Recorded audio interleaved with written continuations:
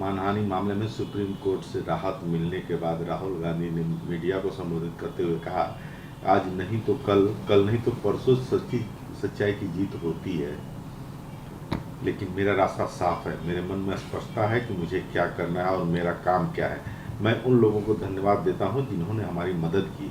मैं लोगों को उनके प्यार और समर्थन के लिए भी धन्यवाद देता हूं। कि सुनियोजित साजिश के तहत और विभिन्न हथकंडों को अपनाकर लगातार देश में एक ट्रेडिशन चल रहा था कि कैसे विपक्ष के नेताओं को फंसाया जाए, उन्हें डिफेम किया जाए, डिमीन किया जाए और लोगों के सामने उनकी छवि को खराब किया जाए।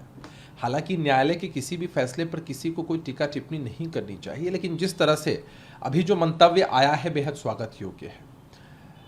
आगे फैसला होगा, अंतरिम फैसला होगा और राहुल गांधी जी चुनाव लड़ पाएंगे। मजबूती से इंडिया गठबंधन बना है और हम पूरी शुभकामनाएं देते हैं कि इस तरह के जो एजेंडे, जो हथकंडे अपनाए जा रहे हैं वो निरस्त हो, नाकामयाब हो। इस सुप्रीम कोर्ट के फैसले पर मल्लिकार्जुन खड़गे ने कहा है कि यह हमारे लिए खुशी का दिन है, क्योंकि यह लोकतंत्र, संविधान और सच्चाई की जीत है। मैं सुप्रीम कोर्ट के फैसले का स्वागत करता हूं। यह एक उदाहरण है कि न्याय दिया जा सकता है। यह सिर्फ कांग्रेस नेता राहुल गांधी की नहीं बल्कि पूरे देश की जीत है। वह एक ऐसे व्यक्ति हैं जो सच्चाई, राष्ट्र हित, युवाओं और अधिकार और महंगाई के लिए लड़ते हैं। राहुल गांधी जी विपक्ष के एक मजबूत नेता हैं, कांग्रेस पार्टी के वरिष्ठ नेता हैं। कांग्रेस पार्टी को उन्होंने बहुत समय पर लीड भी किया है और विपक्ष के लोग चाहते थे कि जिस तरह से उनको फंसाने की एक सुनियोजित साजिश हो रही थी वैसी चीज़ें ना हो। उनको चाहने पसंद करने वाले लोग बहुत हैं जो उनके शुभचिंतक हैं और मल्लिकार्जुन खड़गे साहब कांग्रेस पार्टी के राष्ट्रीय अध्यक्ष हैं, तो उनका ये जोश बहुत लाजमी है, बहुत स्वाभाविक है। हम भी शुभकामनाएं देते हैं और हम सबकी यही उम्मीद होती है कि जब सर्वोच्च न्यायालय के पास कोई जाए तो उसे न्याय ज़रूर मिले, सच की जीत हो और जो बुराई है, जो झूठ है, वो हारे। सुप्रीम कोर्ट ने ज्ञानवापी मस्जिद परिषद के एएसआई वैज्ञानिक संरक्षण पर लोग लगाने से इनकार कर दिया है। सुप्रीम कोर्ट का कहना है कि एएसआई ने स्पष्ट किया है कि पूरा सर्वेक्षण बिना किसी खुदाई और संरचना को कोई नुकसान पहुंचाए बिना पूरा किया जाएगा। ये जो टेक्निकल बातें हैं जो एएसआई ने बताई हैं, कोर्ट में भी बताई हैं, कोर्ट के बाहर भी बताई हैं और सुप्रीम कोर्ट सभी तथ्यों को देखने के बाद या सभी बातों को समझने के बाद ही किसी नतीजे तक पहुंचती है और हमें लगता है कि कोर्ट के किसी भी फैसले पर किसी के भी अनावश्यक और अन्यथा टिप्पणी करने का कोई औचित्य नहीं बनता है। तृणमूल कांग्रेस के सांसद हैं सुनील मंडल, वो अपनी कार से गुरुवार को वर्धमान के पलसित में एक टोल प्लाजा के पास पहुंचे। उनको रोकने जाने पर वो अपनी कार से बाहर निकले और टोल प्लाजा के कर्मचारी को धक्का मुक्की किया।